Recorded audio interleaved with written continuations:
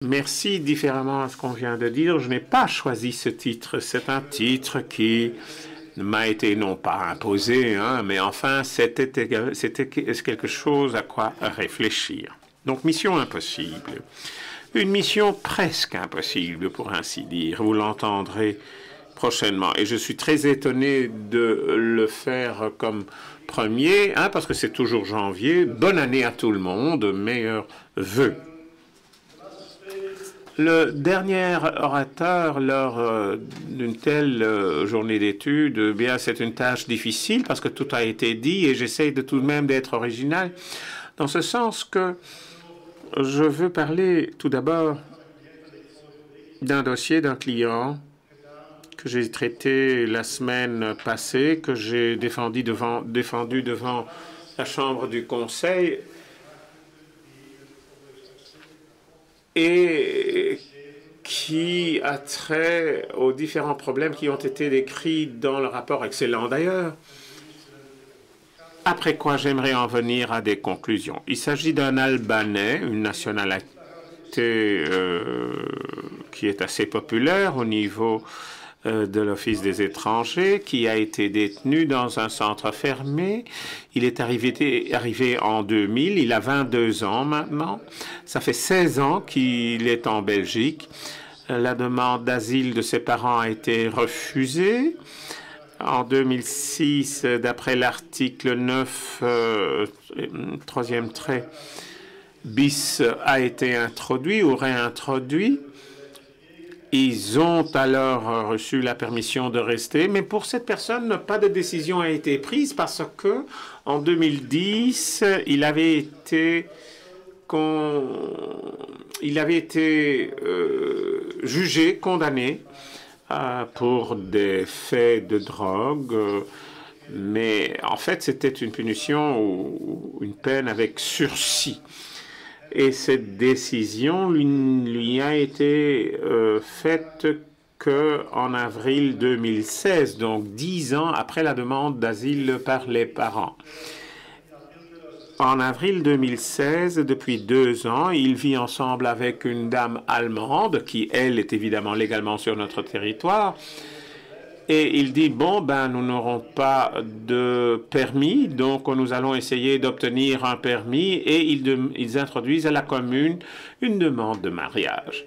La commune dit, écoutez, vous devez avoir un acte de naissance, ce monsieur albanais doit venir d'Albanie, et donc il doit essayer d'obtenir un tel document. Donc il reste ici, malgré le fait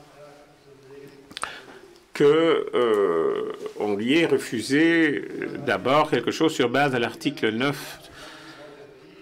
Alors, par après, on constate que cette personne est toujours sur notre territoire. Maintenant, il doit être détenu et un refus d'accès au territoire de plus de 8 ans, ce qui est plus que le maximum normal, c'est un maximum de 3 ans, sauf s'il y a un danger pour l'ordre public, alors ça peut s'étendre sur plus de 3 ans, mais dans ce cas-ci, ça s'élevait donc à 8 ans. Ordre public parce qu'on se réfère à une ordonnance, un jugement d'il y a 6 ans, avec sursis. Il y a un appel qui a été introduit par son avocat et le Conseil pour les litiges, donc, là aussi, il faut introduire et reproche donc lui reproche donc que sa demande a été introduite trop tardivement. Et le Conseil, la Chambre du Conseil n'accepte pas cette demande de recours et à nouveau on réessaye. Il est alors rapatrié au mois de décembre. Son ami va lui visiter. Ce qui se passe, eh bien, doit se passer. Elle tombe enceinte au mois de décembre. Il revient avec son acte de naissance, avec un aspect positif à côté, donc cette grossesse, enfin partons du point de vue que c'est positif. Il revient donc avec cet acte de naissance. Que font-ils? Eh bien, ils vont à la commune en disant, écoutez, nous avons maintenant un dossier complet, maintenant on aimerait se marier. Que fait la commune? ils ont appelé l'Office des étrangers et donc on l'arrête à nouveau et il est retransféré à Bruges. La copine me le signale, je demande par fax au service des étrangers qu'on le libère puisqu'il veut se marier. Il sera père d'un enfant de nationalité allemande, et ce qui doit mener à un permis de séjour, même si c'est un faux mariage, parce qu'on ne sait jamais d'avance, il peut demander un permis de séjour sur base du fait qu'il est père d'un enfant allemand. Et je demande donc l'annulation de l'interdiction d'accès au territoire, puisqu'il veut cohabiter avec sa compagne enceinte. Le service des étrangers ou l'Office des étrangers dit non, on ne va pas le libérer et l'accès reste interdit. Alors pour janvier ou jusque janvier, tout ceci est en vigueur et je lui ai dit, écoutez, une fois que quelqu'un a été rapatrié, eh bien ce conseil la Chambre de conseil va dire qu'il n'y a pas d'objet. J'introduis alors mon appel, ma demande d'appel, et puis on lui apprend qu'il y a une nouvelle décision. On l'a déjà dit, on le dit également dans le rapport, on ne peut pas savoir d'avance s'il y a une nouvelle décision qui est prise. Et cette personne, c'est vrai que lors du premier essai de rapatriement, c'est prévu le 11 janvier, mais il n'a jamais quitté le centre fermé. Il est resté là parce qu'il a dit « je ne veux pas partir librement ». Et malgré cela, on lui fait parvenir tout de même une nouvelle décision. Je ne vois pas l'utilité, mais tout de même, on le fait.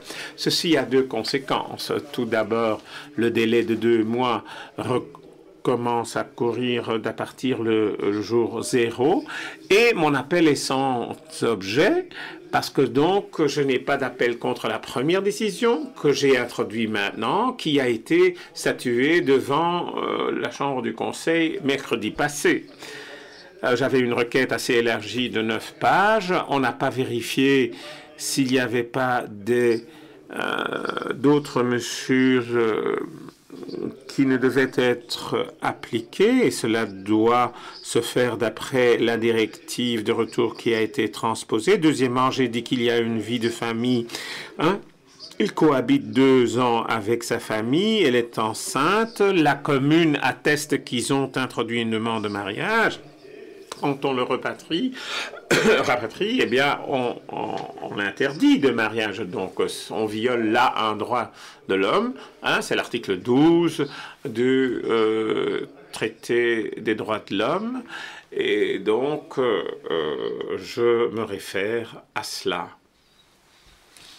pour introduire donc cet appel.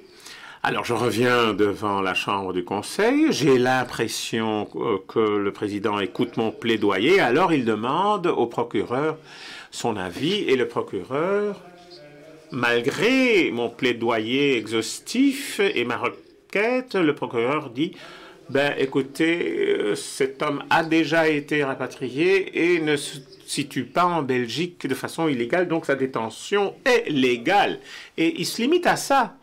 Pas plus que ça. Alors, on n'en parle même pas d'autres mesures. Est-ce qu'il y a un problème de réunion familiale? Non, on n'en parle même pas.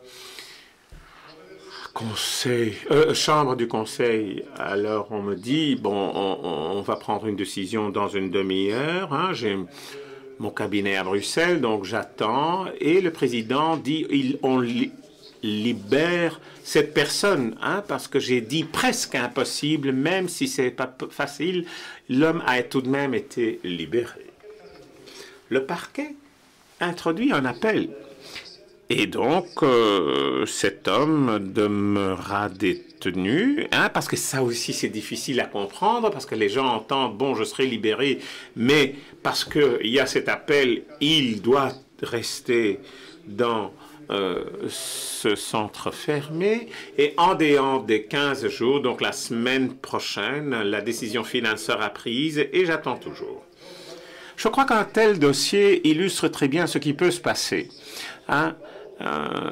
Parce qu'un tel problème, une telle personne, un tel homme, une telle personne, donc un tel être humain, n'a pas sa place dans un centre fermé.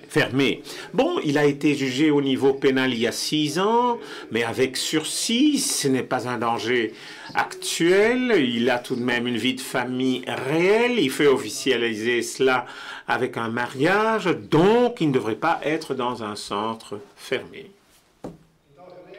En général,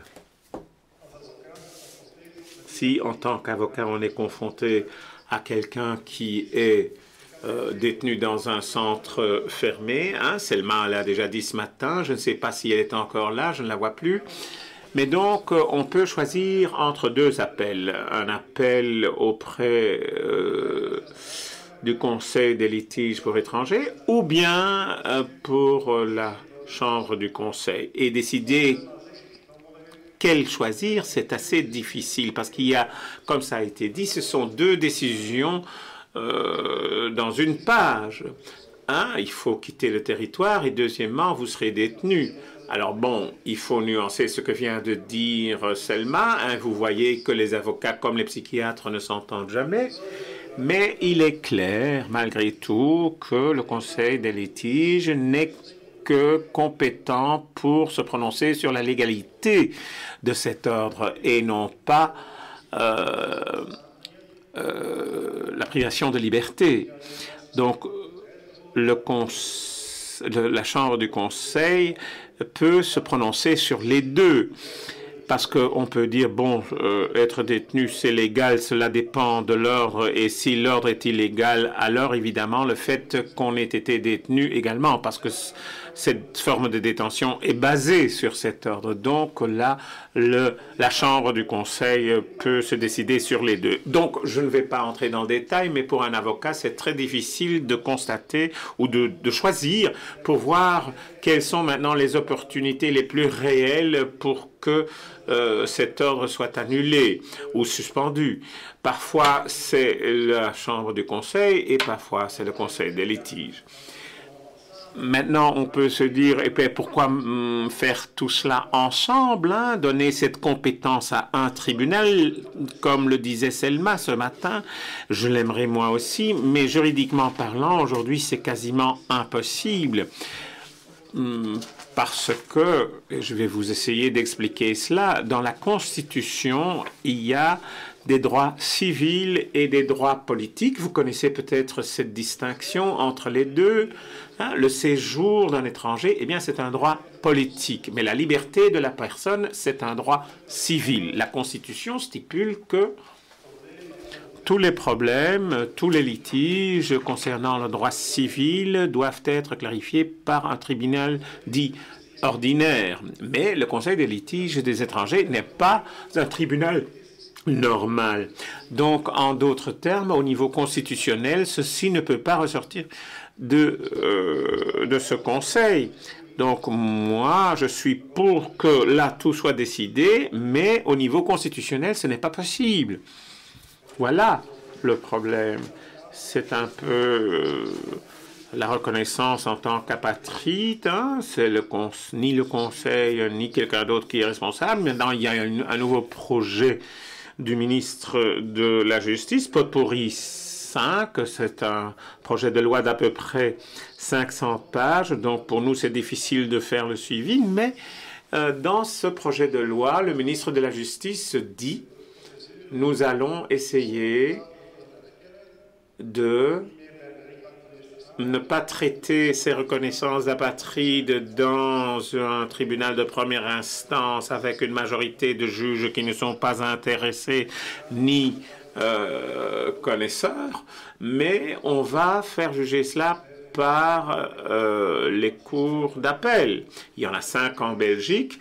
Si vous avez 1 ou 2 juges qui sont experts dans la matière, alors je crois que la qualité des décisions ne fera qu'augmenter. On peut être pour ou contre, mais si on passe tout de suite suite à une cour d'appel, il n'y a plus d'appel par après, mais cela me semble tout de même une bonne chose parce que je crois qu'ainsi, si on prive l'étranger de sa liberté, alors même s'il ne peut plus entrer en appel, mais dans mon cas, le parquet ne peut plus lancer un appel en disant que mon client sera libéré. Mais ici, le juge à Gand était une exception, mais la plupart des juges et certainement les magistrats du parquet ne s'intéressent vraiment pas à cette détention préventive des étrangers. Et ils n'y connaissent rien, rien du tout. C'est vraiment lamentable comme niveau. Que dit la procédure? Le jour avant la séance, une note est envoyée avec les arguments contre l'appel de l'avocat et le service des étrangers, enfin l'Office des étrangers envoie ça au parquet. Je connais cette coutume. Moi, dans mon cas, j'avais dit à l'Office des étrangers la veille, est-ce que vous pouvez envoyer une copie de votre note? Ils n'ont même pas répondu. Donc la loyauté, bon, désolé, hein, l'Office des étrangers, là, quelques améliorations me semblent nécessaires, pour le dire prudemment. Alors le parquet, s'ils le lisent, hein, parce que dans la plupart des cas, cela ne se fait pas, le parquet se base sur la note de l'Office des étrangers. Le procureur du roi, il sert à quoi? Eh bien, pour veiller à l'application de la loi. Il dit, il émane un avis au tribunal, devrait être neutre, hein, dit qu'il applique la loi pénale et souvent il demande un jugement d'une personne et souvent il demande la libération lorsqu'il voit que, en fait, il n'y a pas de délit qui a été commis. Jamais dans ma longue carrière, je n'ai jamais entendu dire un procureur du roi, lorsqu'on parle de détention préventive pour étrangers, oui, cette décision de l'Office des étrangers, ça va un peu trop loin, cette personne peut être libérée. Non, on suit toujours le point de vue de l'Office des étrangers. Donc on peut se poser des questions sur l'utilité du procureur du roi devant une telle affaire dans une chambre de conseil. En appel, il faut attendre 15 jours. Bon, c'est assez long, je trouve. Alors, 2 jours avant la séance, dont je ne connais pas encore la date aujourd'hui, moi, je peux prendre connaissance du dossier. Alors, qu'est-ce que je trouve? Un avis du procureur général, parce que en appel, le procureur général aura écrit également un avis. Alors, il est logique que le procureur général, à l'avocat, parce qu'il sait tout de même qui il est, qu'il lui envoie une copie de cet avis. Eh bien non, je dois, moi, aller à Gand pour pouvoir lire son avis du procureur général, parce qu'il ne me l'envoie pas. Hein? Je ne peux même pas prendre une copie, je dois transcriber le tout, hein, tout ce qui est important à mes yeux. Ce sont tout de même tous des obstacles qui existent pour l'avocat et qui rendent plus difficile sa tâche pour défendre son client d'une façon équitable. Voilà un exemple assez simple avec des réflexions de nature plutôt générale. Mais je vous dis qu'aujourd'hui, c'est une mission quasiment impossible. Je vous remercie.